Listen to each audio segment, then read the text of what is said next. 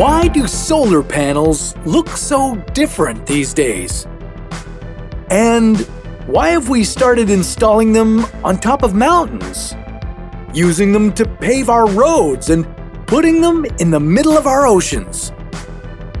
Well, if we cover enough of our planet in solar panels, we'll have a good chance of halting the planet's rising temperature and maybe even cooling it a few degrees.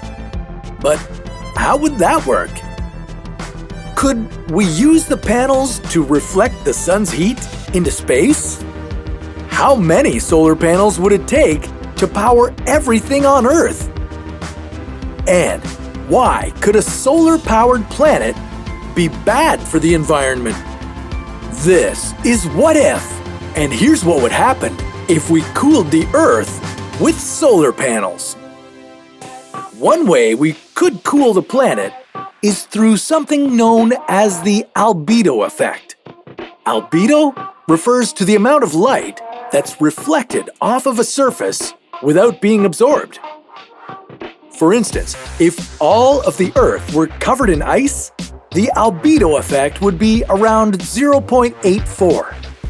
This means that the Earth would reflect 84% of the sunlight that hits it.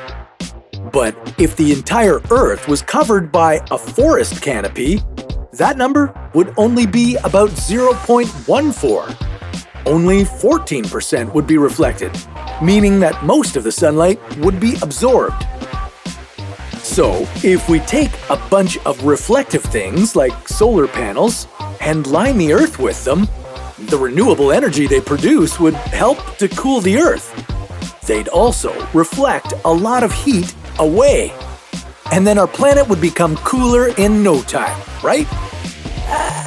Not exactly. Instead of our solar panels cooling the Earth, it could make things hotter instead. Although solar panels might look super reflective to us, they do a pretty bad job of reflecting sunlight into space. Because solar panels are so dark, they absorb sunlight. This would increase the Earth's ground temperatures. Plus, according to the laws of thermodynamics, we'd be creating even more heat every time our solar panels converted solar energy into electricity. So let's scratch that whole albedo idea. If we're going to cool the Earth with solar panels, it will have to be by using them to completely replace fossil fuels like oil, gas, and coal.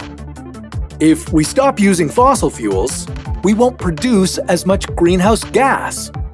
Then we'll stop heating our planet up so much. So, how many solar panels would we need to power everything on Earth?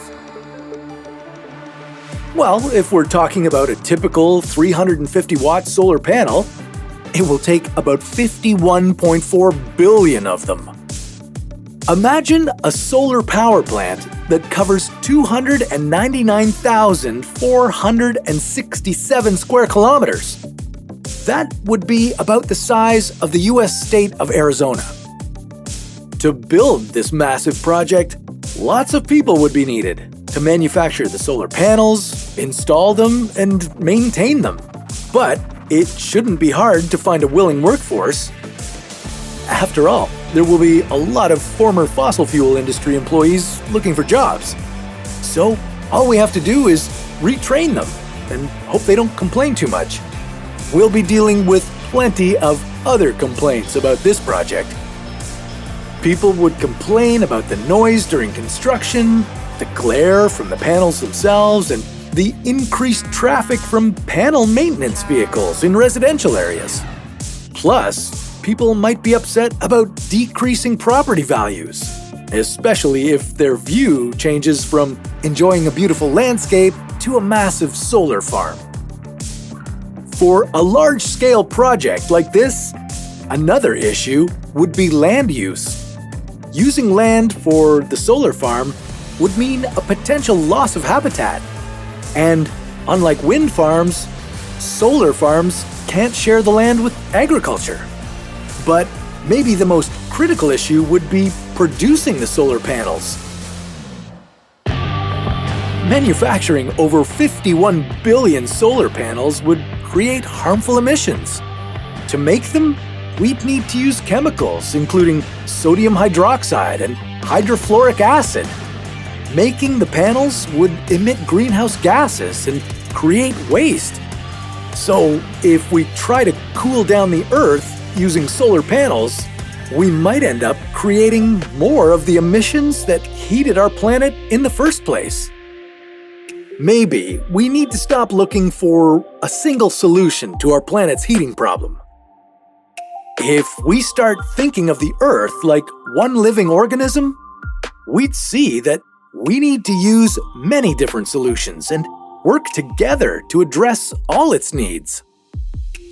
But that's a story for another What If.